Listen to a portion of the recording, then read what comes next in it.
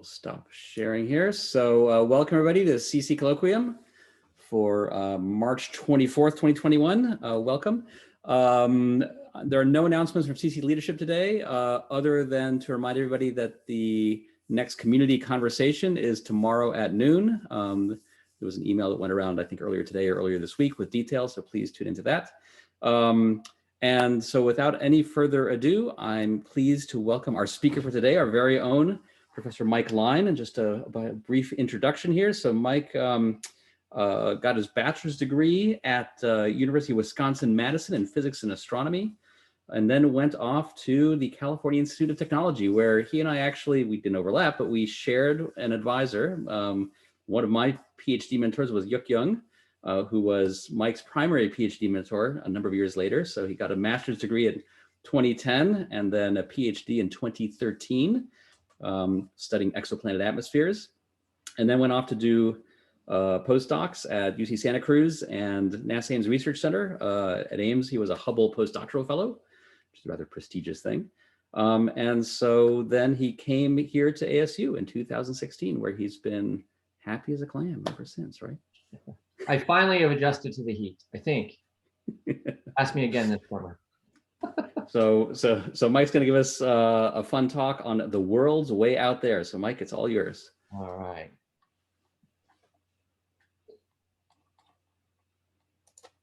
All right. So thank you all for giving me the opportunity to talk to our own department about what I think is one of the most exciting topics in astronomy / planetary science. And that's exoplanets. So I'm just going to kind of dive right in here because I'm going to fire hose you with a whole bunch of cool stuff. So what are exoplanets? You guys have probably heard about them before, but I'll just go through some fun facts to get everybody on the same page. They're planets that are outside of our solar system, around other stars, right?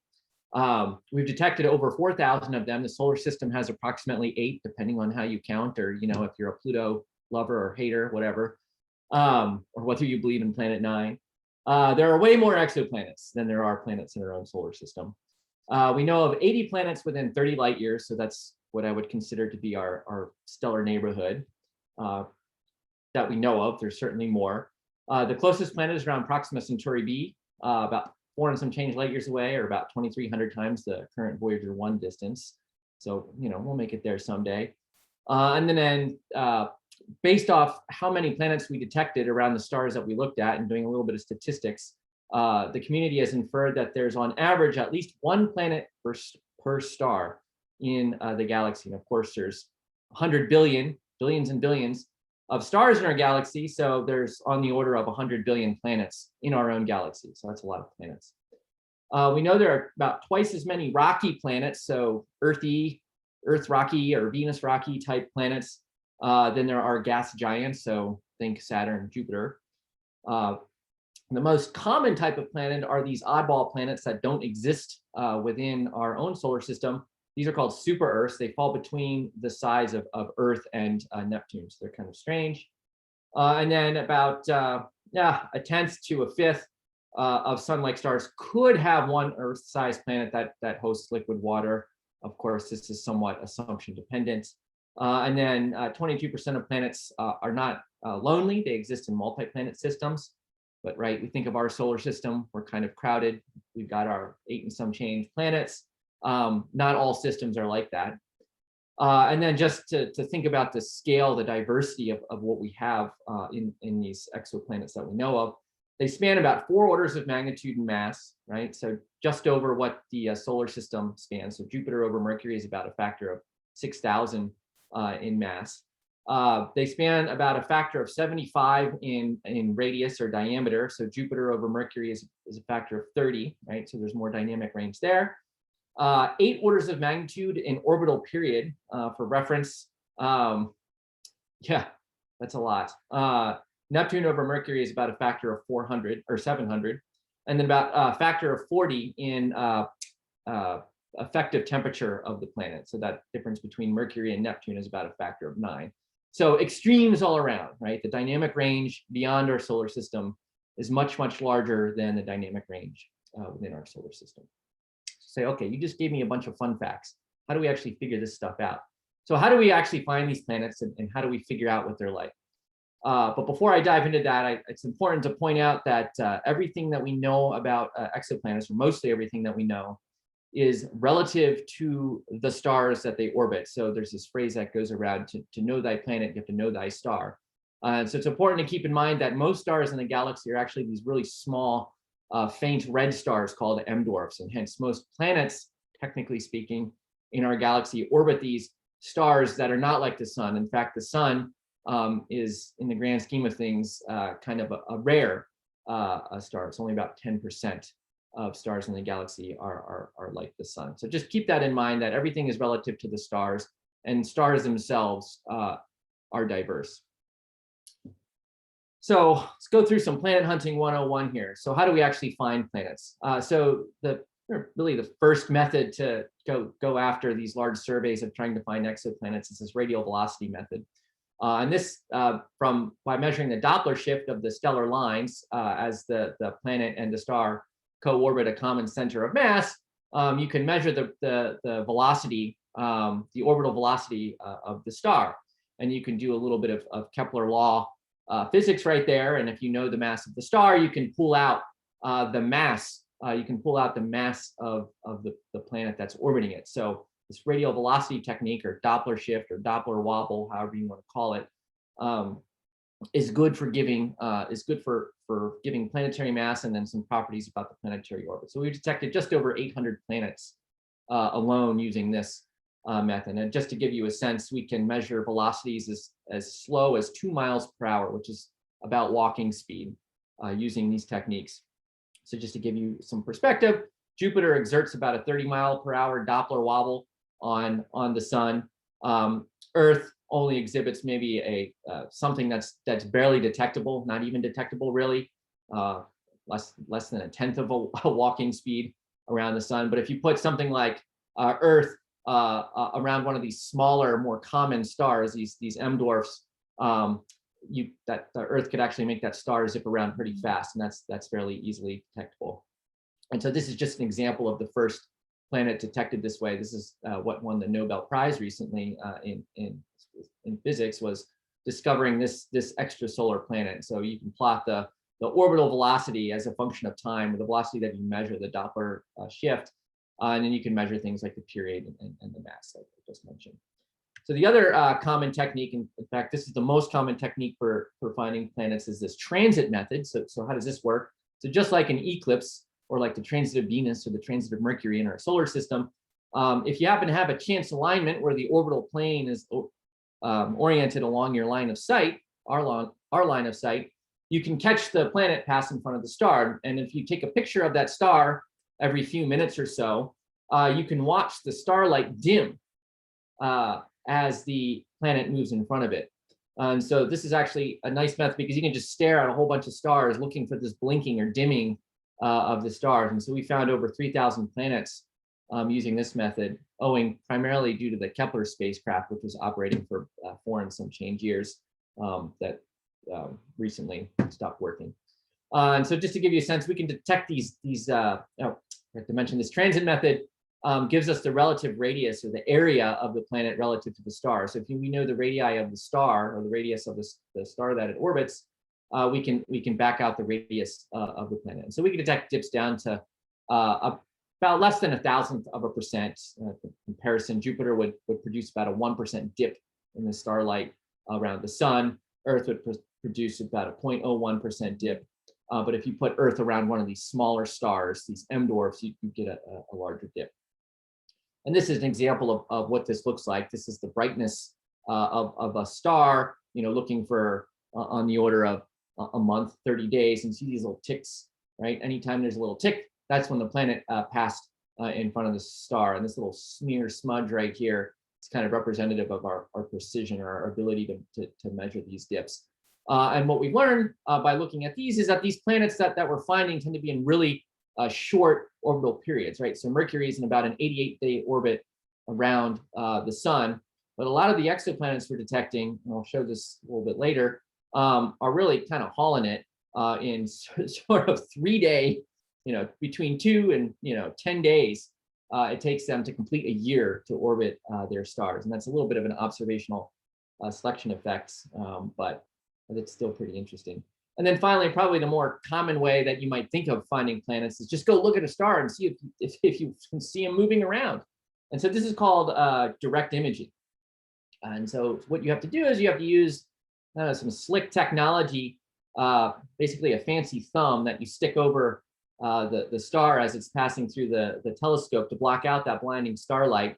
And then if you do that correctly, you're left with the light emanating from the planets themselves. And because we're measuring that light directly, that can tell us something about the luminosity or the temperature of the planets that are orbiting those stars. And so we've only detected about 50 or so planets this way, depending on how you define a planet. A lot of these are much more massive than Jupiter.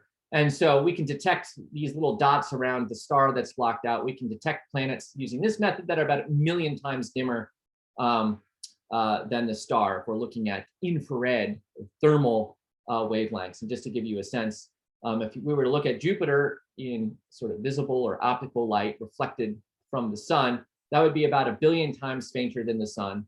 Earth's reflected light signature from the sun would be about 5 billion times fainter, but it's really this infrared glow from these really big planets around young stars, so they retain their heat of formation, so they're emitting energy, basically heat. It's the wrong way of saying that, but think of it that way. These are what we're actually detecting right now.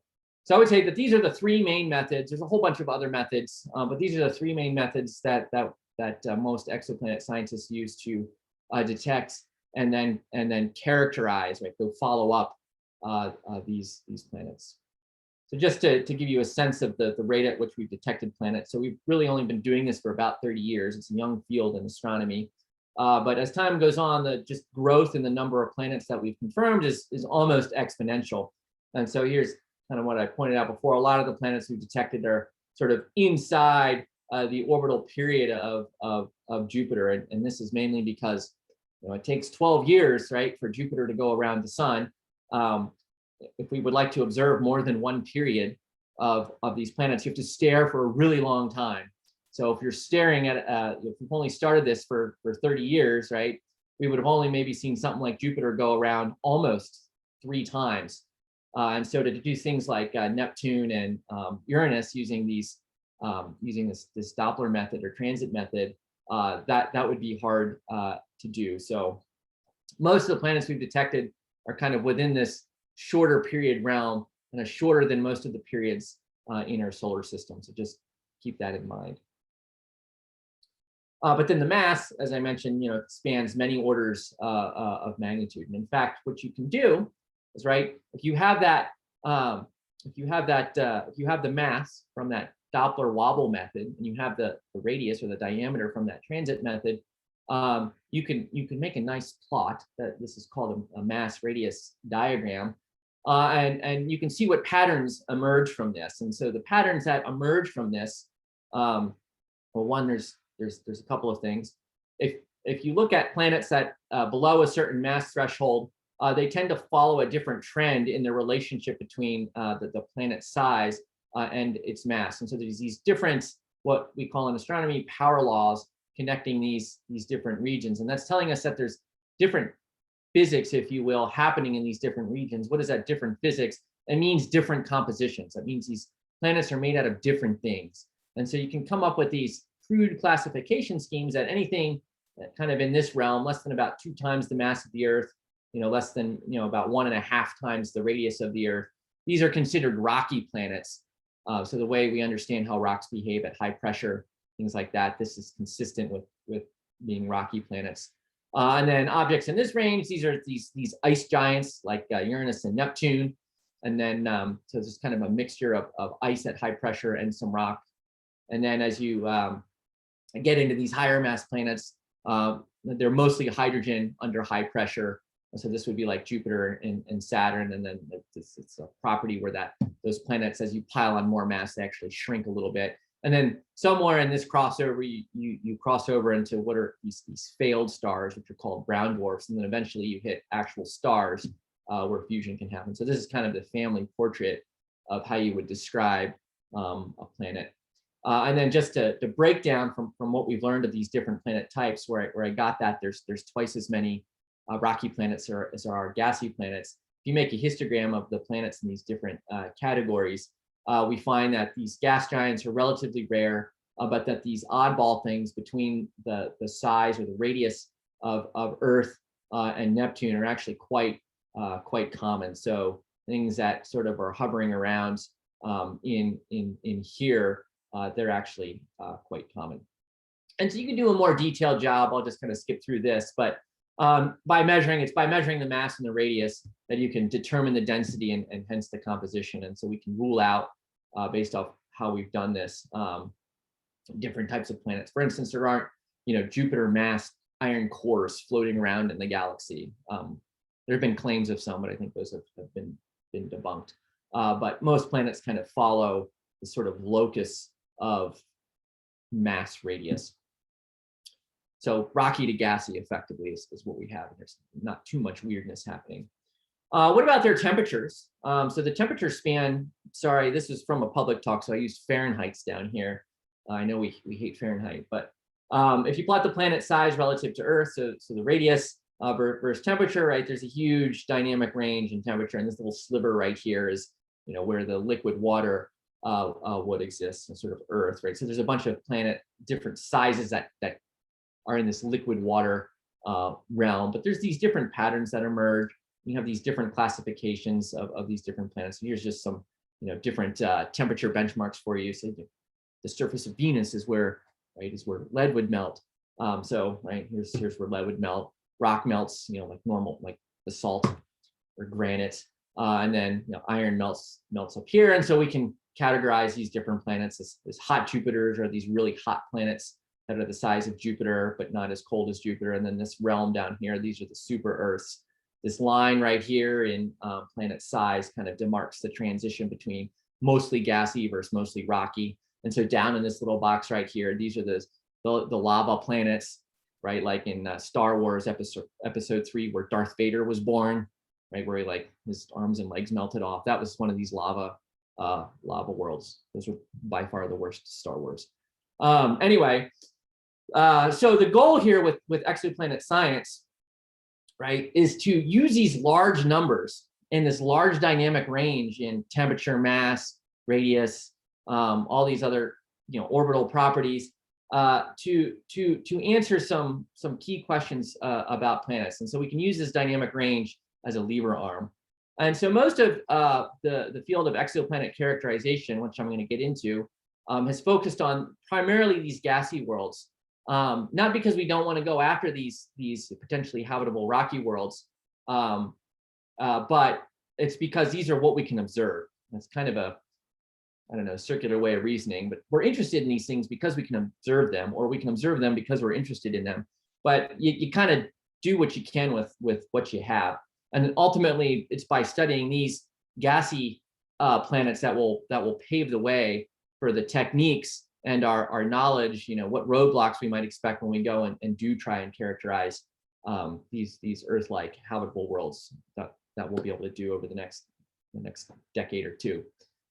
So what are some key questions, at least questions that I care about when it comes to characterizing exoplanets, or specifically, what do I want to learn about their atmospheres?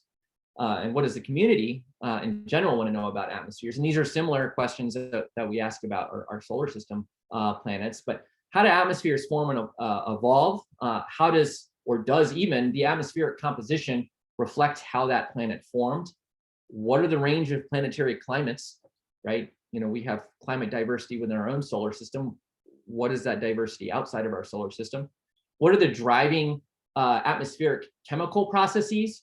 Things like photochemistry or transport, right? We have all sorts of interesting atmospheric chemistry happening on Earth.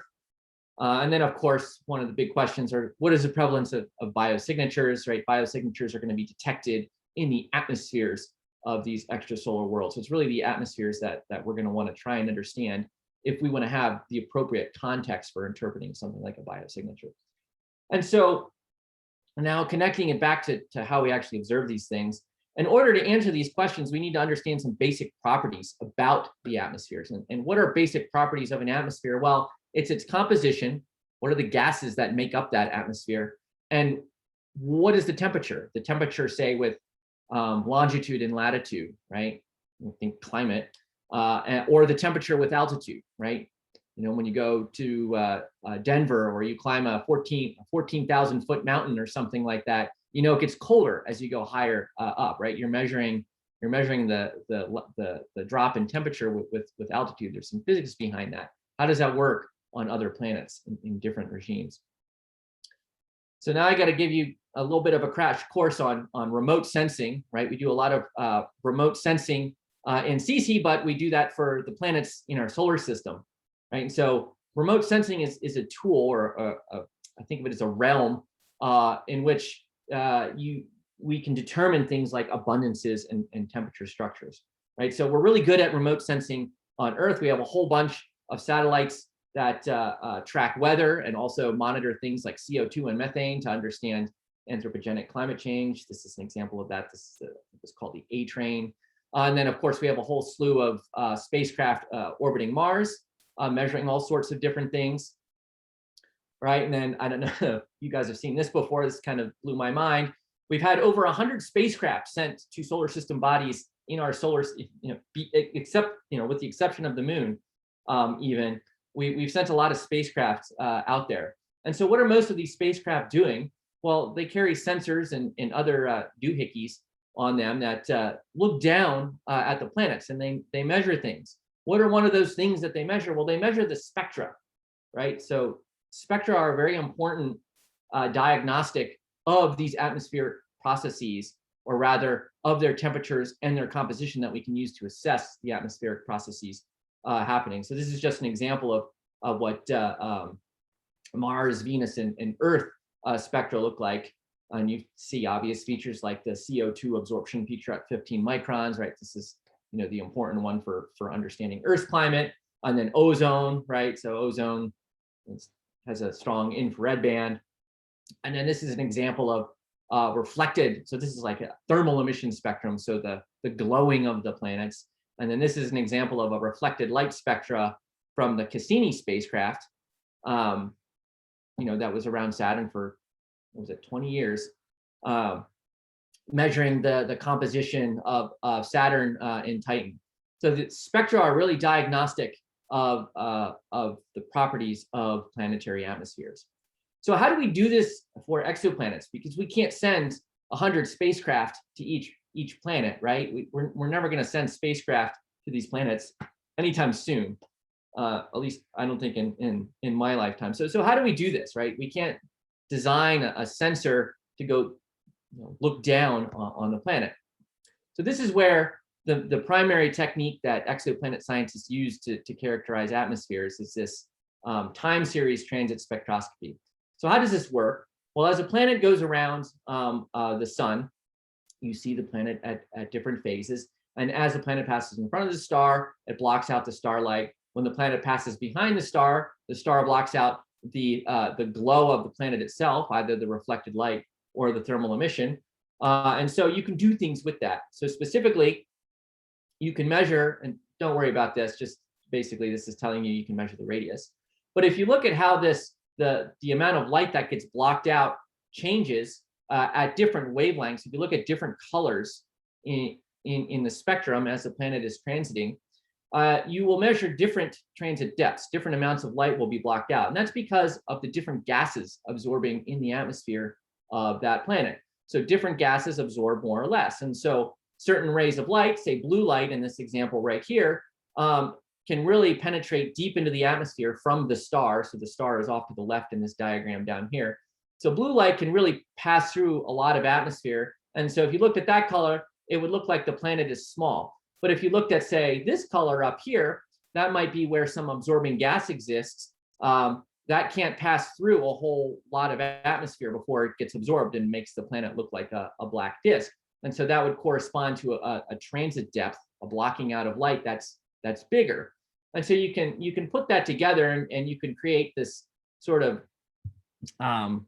pseudo spectrum of this transit depth, so size of the planet, as a function of wavelength. And then if you see the radius is bigger here, or this depth is bigger, you say, okay, this is where an absorbing gas happens. And so without doing the derivation, I'll just say that these feature sizes, the difference between, say, this blue curve and this red curve, or whatever, depend on the planetary scale height, which is sort of describing the poofiness of the atmosphere. That depends on things like the planet's temperature and its bulk composition and its gravity. The intrinsic planet radius relative to the stellar radius, and then also what gases are absorbing in the atmosphere.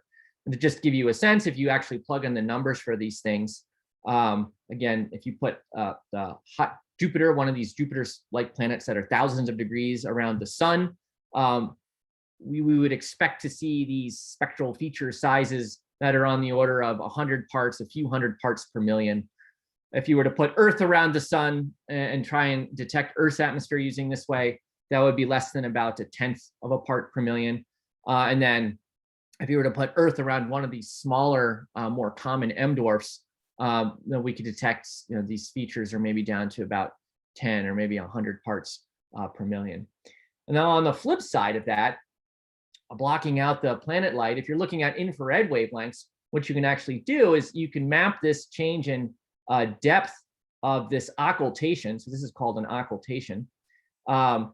Is going to directly tell you what the brightness temperature of the planet is at these different wavelengths. And what does that mean? So just like with this, different wavelengths are being affected by different gases in the atmosphere. And what it means is that at, say, this guy right here, blue, that might correspond to a temperature down here in the atmosphere. This is where the light can escape and make it out. And so you would see a hotter, let's say a hotter planet. Whereas here you might see a colder planet. Effectively, the layer in the atmosphere that you're seeing looks a little bit colder. And so it's really the temperature, right? This is measuring the temperature with altitude in the atmosphere. So these occultation depths tell you something about the temperature gradient, right? Does it get colder when I go up to the top of a mountain on that planet, or does it get hotter? That's what this occultation tells you. And it also tells you about what different gases are absorbing. So that's transit spectroscopy 101. And just to give you a sense for what we're able to measure these signals at maybe the 20 parts per million level. So that's kind of around here. We can easily do these guys. We can't really do Earth around the sun using this transit technique. So it's important to keep in mind what our actual precisions are. So what does typical data look like? This is an example of what I would consider state-of-the-art data using today's technology that wasn't originally developed to find exoplanets. So the Hubble and Spitzer space telescopes were actually, they were designed and built before we really knew about exoplanets. And because so, they weren't optimized for the kind of science that we want to do. So here's an example of this occultation spectrum. So what you're measuring is you're measuring the thermal properties of the planet at these different wavelengths. And so you can see these little wiggles here, and you can see maybe some wiggles in here. And so that's telling us that there's something happening in the atmosphere. Similarly, if you measure how the effective radius of the planet has changed with wavelength using the Hubble Space Telescope, you see some wiggles, right? And then that's telling us something about what's happening in the atmosphere. And in fact, we can do this for a bunch of planets, and we've done this for a bunch of planets. And you can see there's wiggles, right? You see there's like this little bump goes down, maybe this little bump goes up here. So this would be looking at this thermal emission coming from the planet. We see these little bumps here. That means the planet radius looks bigger here than it does over here. This one kind of looks flat. This one has a big bump, right? There's diversity in the shapes of these spectra, right? So this is wavelength down here. And so what is the take home from all of this? Well, it's that there's spectral modulation. There's wiggles in the spectra that exist in both these thermal emission type spectra, the thermal glow from the planet, and also from these transit or transmission spectra where the light is passing through the limbs of the planets. And so it's also worth pointing out that this wiggle that we see at about 1.5 or 1.4 microns is due to the absorption from water in these atmospheres. So we can confidently say that we've detected water in exoplanet atmospheres. I think we've detected water in exoplanet atmospheres more than we've detected water on Mars. So I think we're winning now. And that H2O feature strength is actually variable amongst the population, right? Those sizes were changing. The size of these bumps is different for different planets, right? These are different planets. And that's telling us that there's some physics happening. So we want to figure out what that physics actually is. So going beyond just pointing out that there's bumps and wiggles and that then there's some water and that physics is happening, we want to go to the next step. And so this is a lot of what our group at ASU focuses on is actually extracting key quantities like the chemical abundances or the vertical temperature structure, right? How does it get colder if I go up in altitude or if there's clouds? These are the things we want to know. This is the stuff we want to measure. We want to know, what is the abundance of water? What is the abundance of methane? How much is there? Is it mostly hydrogen? Is there some helium? Are there weird metals like sodium and potassium floating around in the atmosphere? Can we detect those? And so what we have to do is we have to take what we want, right? These are the things we want to measure. We have to map that onto the quantities we can observe, these transit spectra. And to do that, we have to include some physics, and that physics, without going into all the details, involves radiative transfer, which is how light interacts with gas basically and propagates through the atmosphere, along with a little bit of geometry. We can take these quantities, how the temperature changes with altitude, how the chemistry, what are the different abundances of the different gases. We can put that in to these models that can then predict the spectra. This also depends on some other quantities, like how the gases absorb at different wavelengths. Like, does methane absorb strongly at this wavelength and water at this other wavelength? We also, again, have to consider the fact that we're always measuring these planets relative to their host stars. So we have to consider some of the stellar properties. But in any case, we can mix all this into this blender right here, and then out pops a predicted spectrum. We want to compare that to the data, one of these, say, effective planet radius with wavelength. And then what we want to do is we want to close that loop so that we can use this data to inform what these quantities might be. This is at the heart of remote sensing. It's where you're backing out, or you're inverting your data to back out, well, what did I need the composition to be? What did I need the thermal structure to be? What did I need the clouds to be in order to get what I'm seeing, to get the data that I'm seeing? And so to do that, you use a little bit of statistics. Some of you guys took my astrostatistics class, so you should be dreaming of this every night, this equation. Anyway, if you put all this into this blender and you apply this statistics of parameter estimation, you can close this loop and you can actually use the data to figure out what these things are. Okay, so I just gave you guys 2 classes worth of information, 2 whole courses worth of information in like 10 minutes. So my apologies. Anyway, so here's an animated example of how that might work. And this is exactly what the weather satellites do. This is exactly what the orbiters around Mars are doing, or what Cassini was doing. This is how those scientists were pulling out the information about what those planetary atmospheres were like. So this is an example on a, I'm not going to talk about brown dwarfs at all, just suffice it to say these are failed stars. So I encourage you guys to go talk to Joe Zaleski. He's a 5th-year grad student in CC. He's sort of like the resident guru on applying this to brown dwarfs. But what you can do is you can adjust the chemistry and the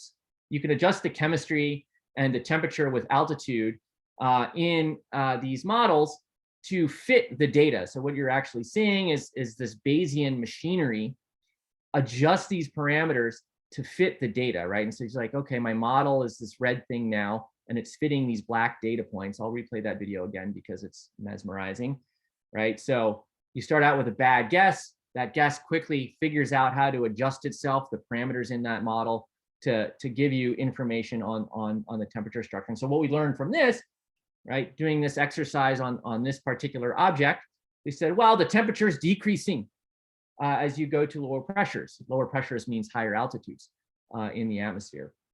And so then you can back out things like the composition. And I'm going to show you this plot that you're never supposed to show during talks because there's too much information. So I'll flash it up quickly. But suffice it to say, you can get constraints on these different gases. And the take-home message from this is that these inverse methods or Bayesian methods plus this physics of how the atmosphere works enable us to obtain quantitative constraints on these atmospheric properties like the gas abundances and the vertical temperature structure. And of course, I'm going to brush a lot of details under the rug because I only have so much time to give this talk. But suffice it to say, there's a whole lot of assumptions we have to worry about. And the take-home message here is that we're still very much given the data quality and what I would consider an assumption-driven regime. And a number of students in our group have worked on various aspects of the ingredients that have to go into these models in order for us to have believable determinations of the abundances and temperatures in the atmospheres. There's another challenge. Again, I had mentioned that these telescopes that we're using, the Hubble Space Telescope and the Spectra Space Telescope, were not designed to measure these tiny, tiny signals that we're talking about with exoplanets. And so there's oftentimes controversy in the literature with where a specific data point, right? Here's wavelength, here's this this occultation depth when the planet's passing behind the star with different wavelength. Group A might get this answer for where that data point should be. Group B might get this answer for where that data point can be. And why does that matter? That matters for us who are interested in doing these remote sensings, these soundings, is that changes the answer for what your atmospheric state is. Well, in one case, we'd say that the temperature is decreasing with altitude. In another case, depending on the assumptions that were made and how that data point was produced, we would say that the temperature is increasing. That can also change our inference for the composition, whether the atmosphere has a lot of oxygen and carbon in it versus whether or not the atmosphere doesn't have a lot of atmospheric oxygen and carbon with it. That how people treat the data is very much an issue today. So not to make everybody sad, there's still a lot of cool stuff that we can do. So I want to go through a couple of these. I'm not going to be able to talk about all those cool questions that I had brought up earlier. I just want to talk about two areas: how atmospheric composition can reflect formation conditions, and then the range of planetary climates. So Ariel, when are you kicking me off here? At 40? Yeah, I would never kick you off, Mike, but you know, we typically talks run to 4:20 to 4:30, somewhere in there. It depends how much time you want for questions. All right, I'll go faster here then. You got plenty of time. So let's talk about this connection with planetary atmospheres to planet formation. So right, this whole cottage industry here is trying to figure out how planets form. I don't even think we've got it right yet in our own solar system. We're still working on it. But right, we think planets form out of a disk of gas and dust. Some dust is kind of floating around and that can stick together. That sticky dust can then grow little baby pebbles. Some magical things can happen that people are still arguing over what can happen in these disks. You can grow these boulder-sized things, and these boulder-sized things can stick together to grow planetary cores, so things that are several tens of Earth masses if we're talking about something that forms Jupiter. And then that's massive enough to gobble up the gas that's still lingering in the disk before it eventually dissipates. And that's how you make Jupiter in a nutshell. And so there's some key predictions depending on which models or predictive models are used to come up with these ideas. And one of those key predictions is depending on where you form with distance from the star in these disks is going to dictate what the atmospheric composition is based off whether or not liquid water, well, whether water is in a liquid state or whether it's in an ice state or whether it's in a gas phase. That's going to control ultimately what the relative abundance of carbon to oxygen in the leftover gas is. So if water is in ice, it's that oxygen is not in the gas, so then you're leaving behind this carbon rich a gas. And so there's a hypothesis that if you form planets far away from the sun, and if the gas that slaps on top of that rocky core is exactly the nebular gas that was left over, then you would expect the atmospheres to be enriched in carbon relative to oxygen compared to what those values would be in the star. There's another prediction that what's called the atmospheric metallicity, so any element that is not hydrogen or helium, so think carbon, oxygen, nitrogen, the relative abundance of those things, forget what the y-axis is indicating here, as a function of mass, this should go up the lower the mass you are. And so basically what this is saying is lower mass planets, say like Neptune, they're like mostly core and a little bit of atmosphere. And so what ends up happening is that there's a bunch of leftover rocky icy stuff floating around in the disk, and that leftover rocky icy stuff can fall back in to the planetary atmospheres. And when that does that, that's putting that oxygen and those metals back in the envelope itself. And so you would say that those envelopes become metal enriched.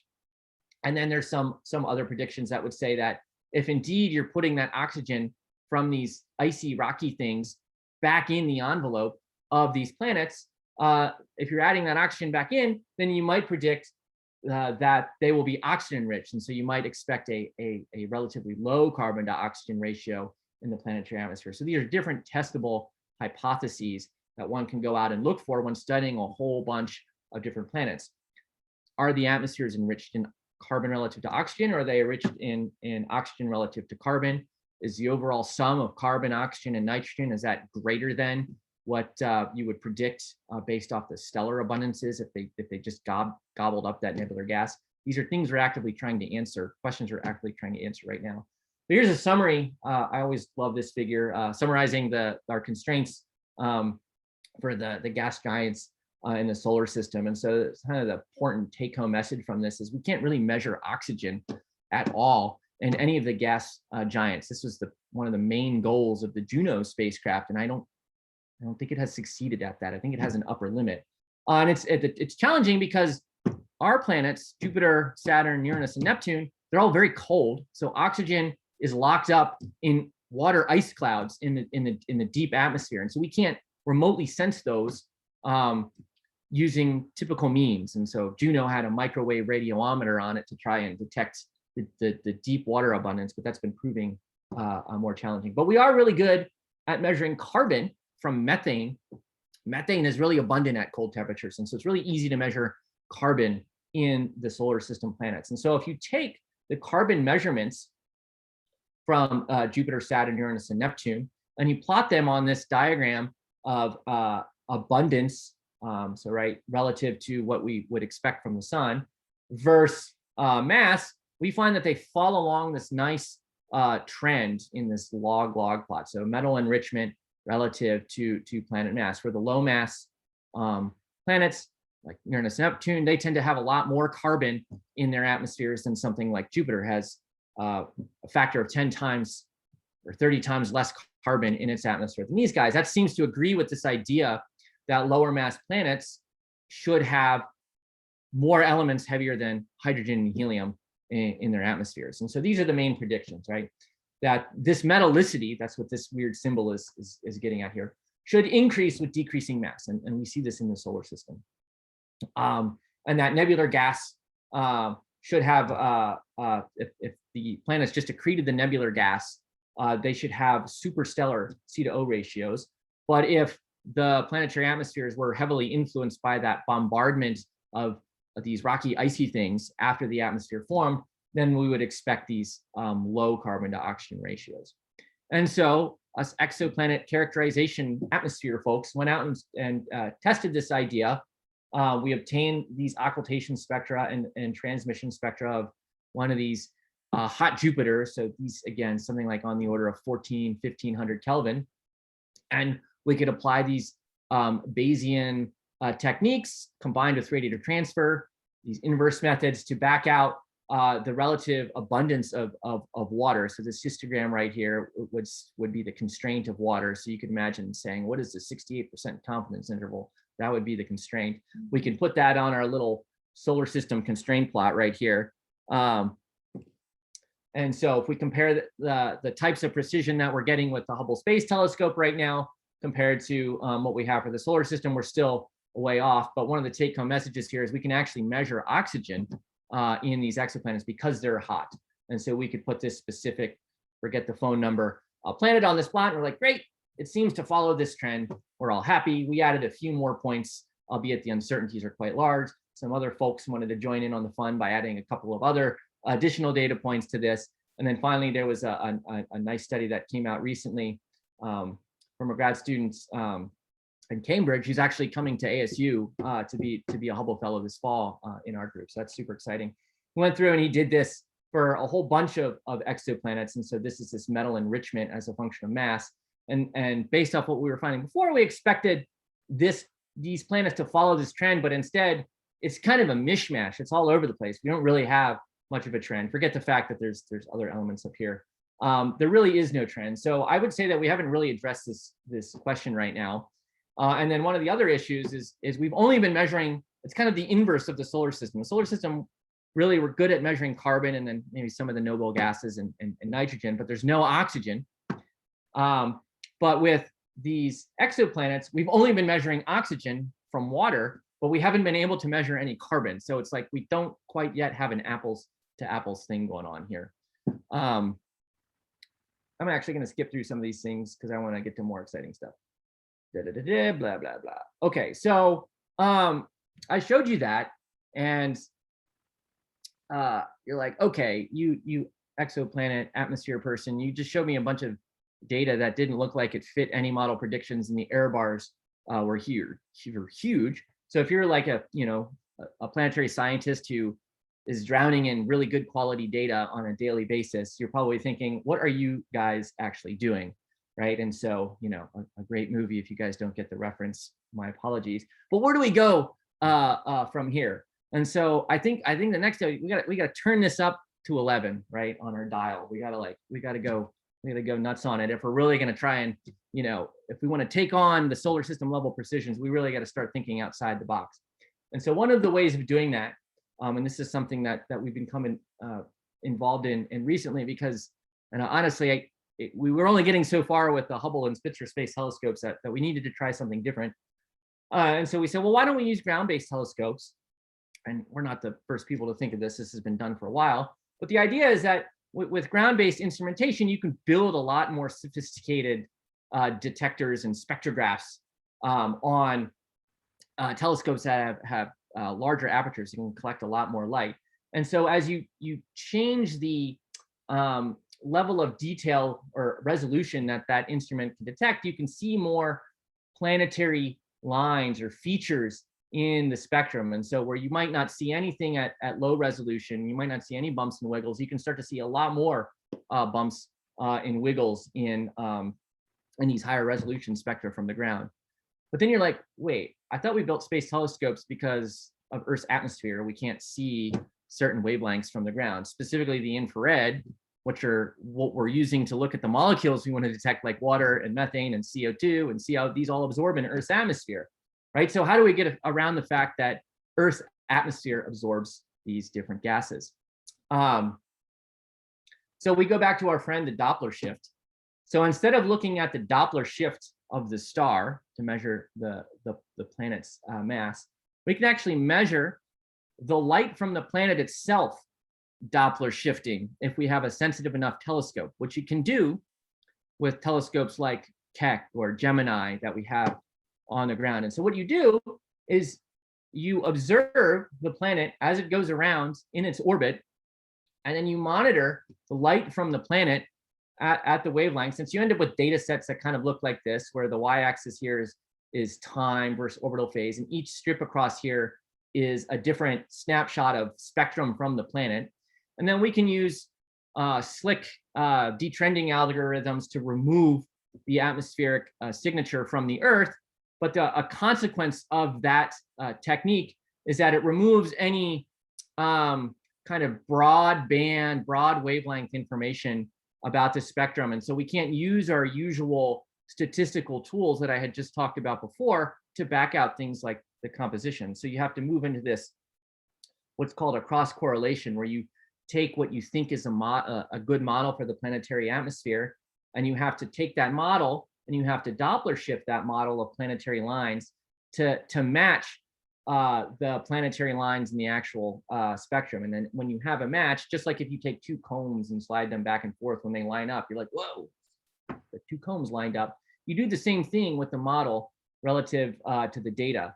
And so if you do that template matching technique, and you figure out what velocity you need to Doppler shift your model to get this maximum correlation, this correlation peak, you can make what's called this cross correlation map, which, this is the orbital phase of the planet. So where it is in its orbit as a function of velocity. And what this is tracing out, this is actually tracing out the planet's speed as it's going around in its orbit. And so if you were to look at the planet throughout its whole orbit, you would actually trace out a sine wave if you did this. And so this technique, because it's at high resolution, is actually really sensitive to detecting gases and also the planetary motion. You're like, okay, that's great. You just confused me. This technique is kind of, I don't understand it. How do we connect this back to determining things like the abundances?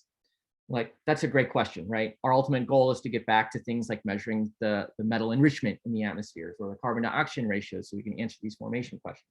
Well, it turns out that these kinds of data sets are actually really sensitive to the model that you use to do this template matching with. So if you use a model that's right, the correct model, the red model, you'll get a peak right at the velocity. And so this strip right here would be where we're getting these peaks. But if you used a model that was wrong, so let's say your actual exoplanet had, say it had water in it, but you were using a model that only had carbon monoxide in it, you would maybe get this blue curve where you would never really get a strong peak in this template matching. And so you can use this principle, a little bit of math and a scary diagram to actually come back and get these abundances back out. So this is a sort of a new approach.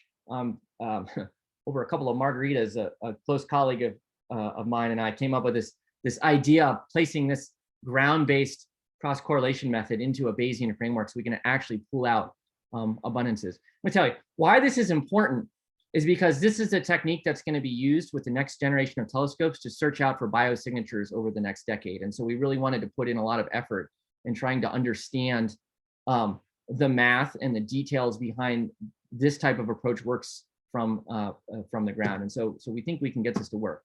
So we decided to try this out. This is actually a proposal, again, led by Joe Zaleski here, to use an instrument on Gemini South telescope in Chile. It's about 8 and some change meters. To use this Doppler shifting of the planetary lines to see if we could actually measure the water abundance and carbon abundance in an exoplanet atmosphere to a precision better than what we were getting with HST. And so we can go through the same analysis that I went through on the previous slide, and we can pick up the fact that we're seeing the planet's orbital motion. So this would be like where it is in its orbit, and this would be what its speed would be at the different locations in its orbit. The fact that we see, like, you squint a little bit, you see like a white blob kind of tracing along here.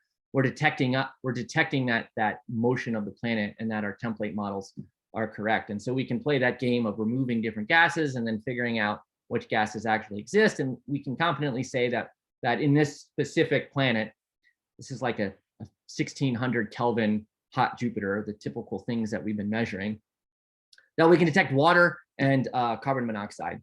And so if we take this data set and we combine it with this mathy framework that I didn't go through in detail, we can actually pull out the carbon. We can actually pull out the water and the carbon monoxide abundance. These are the two gases that we actually would predict to exist at these temperatures. And so here's this diagram again showing the abundances of the solar system, of the different elements in the solar system planets. This is sort of the precision we got for oxygen with the Hubble Space Telescope. And if we put our new measurements on the spot for this specific planet, we're getting almost down to the solar system level precisions, and we're getting both carbon and oxygen. And so it's looking like this planet is actually sitting a little bit below what you would predict its metallicity or its metal enrichment to actually be. Okay. And so just putting back on this plot compared to our what we had before with the Hubble Space Telescope, this is much more precise than we've been able to get from Hubble. And then we can start to answer things like, how does the C to O ratio, what is the precision on that? And it looks like we can be able to differentiate these different hypotheses of whether or not the planet formed here or here or here. And then, okay, the fun thing that I want to share, this wouldn't be a CC colloquium if I didn't mention isotope. So I'm going to mention isotope. So if we look at the carbon isotopes for the solar system, so this is distance right here, and then the ratio of carbon-12 to carbon-13, it's kind of all over the place. One of the advantages of this high-resolution ground-based technique is because we can resolve the individual molecular features in a finer detail, we can actually look for the isotopologues of the different molecules in the atmosphere. And so well, heck, let's go see if this data is good enough to actually pull out the carbon-12 to carbon-13 ratio. And sure enough, we actually can. And it turns out for this particular planet, it looks like it's fairly sub-solar. I don't even know what the reference is. I guess it's the telluric value.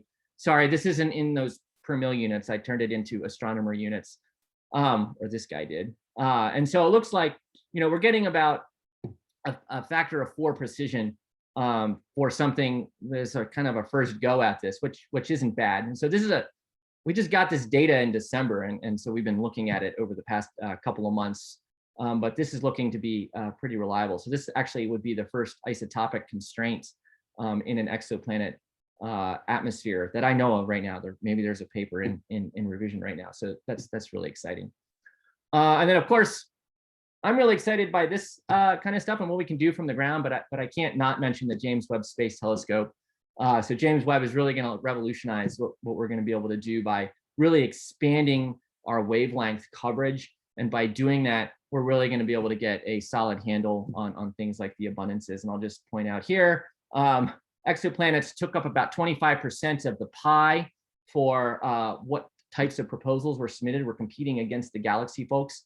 And I just found out today they changed the when we're going to hear back from the proposals. We're going to hear back on Monday on our first round of James Webb proposals. So who's actually going to get observing time? So our team at ASU, along with some collaborators, we put in about 25. So we're hoping if we get a quarter of those, we'll have some interesting results to share over the next 2 to 5 years or so. And I'll just kind of stop there. But the future is bright. There's a lot going on over the next decade when it comes to exoplanet atmosphere characterization. And of course, we're ultimately, pushing down to that pale blue dot, which I think we'll be able to do in about 20 years. Thank you. I'll stop there. All right. Well, thank you very much. That was a whirlwind tour all the way to the brave new world of exoplanet isotopes. Very cool. Thank you. So we have a bunch of questions. I realize it is the half hour, so if people feel they need to leave, please don't feel like you're being rude. But for those who want to stick around, I think Mike is probably willing to stick around a bit. Yeah. So we'll go through some of these questions that folks have been asking, and if you have other questions, feel free to put them in the Q&A. So first of all, you got plaudits for your Spinal Tap references, just so you know. Nice. From Rick Hervig and from me. So Maitri asks, is the atmospheric composition of an Earth-like exoplanet determined primarily by the interior composition, crustal composition, or nebular composition? Your talk suggests that the nebular component is primary. So I would say for the giant, that's a great question. I would say for the giant planets, I would say anything about more massive than Neptune, it's going to be largely dominated by the nebular composition, though there's some wiggle room in there. The terrestrial planets, they're not going to have giant gassy atmospheres. Those are presumed to have, they're going to have escaped. And then the running theory right now is that most of those atmospheres are going to be dominated by some sort of degassing. There's a whole bunch of people working on this, including people like Steve Desch and Laura Schaefer, who used to be in CC. There could be some of that nebular gas could get injected into the interior of the planet and then processed inside and then released later. So there's different. I would say just quickly answer your question. The atmospheres that we see around terrestrial planets are not going to reflect the nebular composition as I had described. All right. Jane Rector asks, do you think the characterization percentages of each planet type will hold up as remote sensing technology advances? Ooh, that's a great, that's also a great question. And I think I have a lot of bets out on with various people on things that I think a lot of the stuff that we've done with HST and the Spitzer space telescopes, that when we go and observe those with James Webb or using this ground-based technique, if we go and observe those same planets, we're probably going to get different answers. We're already starting to see that. So I think a lot of the previous results are suffering from the fact that we're trying to measure these very small signals, and we can't quite, battle against the technological wall that we have now. So I think a lot of the answers will change over the next 5 to 10 years. All right. John Morgan Christoph asks, having moved from space-based to ground-based observatories to improve data resolution, how might you respond to some of the arguments out there along the lines of space telescopes make ground-based astronomy obsolete, especially around the impact of low Earth orbit mega constellations? Yeah, no, that's an interesting point. When it comes to optical or infrared, even astronomy, it's hard to put big glass in space. So James Webb is, 6 and some change meters, right? It's going to be hard to build a 30-meter telescope in space. And so I think we're always going to be able to have higher angular resolution. We're always going to be able to have more photon collecting power from the ground. And so I wouldn't think of one making the other obsolete. They're always going to be complementary. There are certain things you just can't do from the ground, like UV or X-ray astronomy. But I think what we're showing here with some of this ground-based stuff that I just showed is we can at least compete with the space-based stuff on the science questions we're trying to answer. And so I would go as far as saying, we don't need James Webb. We can do this from the ground. All right, glad that you're not being provocative. Aaron Alexander asks, are individual planets in multi-planet solar systems harder to detect? Individual planets in multi-planet solar systems. Yeah, it depends. Actually, so there, in some ways, it's actually easier. So in multi-planet systems, you don't always have to have all of the planets transiting, and you can use this technique called transit timing variation. So each planet in the multi-planet system tugs on the other planets, and so you can detect planets that you wouldn't be able to detect using other means. So I would say it's actually easier to detect planets in these multi-planet systems. It's more complicated to characterize the atmospheres of planets in multi-planet systems. If you take the TRAPPIST-1 system, some of those planets transit at almost the same time, and so you have a blended transmission spectra of multiple planets, and so you can't, it's hard to disentangle which spectral signature is from which planet. So that's harder, but detecting the planets is a little bit easier. That's a good question. All right, and last question, our fun exit question from Joe O'Rourke. What open questions in solar system science would you most want answered to inform your understanding of exoplanets? I want to know the water abundance on Jupiter, and Juno is failing. Like, come on, guys. That's what I want to know. And so I saw a plot. It could have changed, but it looked like they were only able to get like the histogram was an upper limit on the water abundance. And so I think, if we could lock, I really want a carbon and an oxygen measurement in the giant planets. That's what we really need. Because you want to just elaborate on why? Oh, right. So that we can, if we can actually say whether or not the planet's formed at this distance in the disk, if it's similar to the exoplanets. I think just having the sample from the solar system to compare to the planets, to just even a zeroth order question, is our solar system like these planets in terms of how they accreted the gas? I think that would be the zeroth order thing that I'd want to understand. All right. Well, we do have a couple other questions, but in the interest of time, I think we should probably wrap this up. So I'm going to thank you again, Mike, for a very nice talk. Very clear, very fun, jam-packed with stuff. Yeah. And I think everybody enjoyed it, and encourage everybody to show up next week where we pivot back to some Earth-based geoscience. All right, cool. And maybe we can do the final questions here offline. So thanks.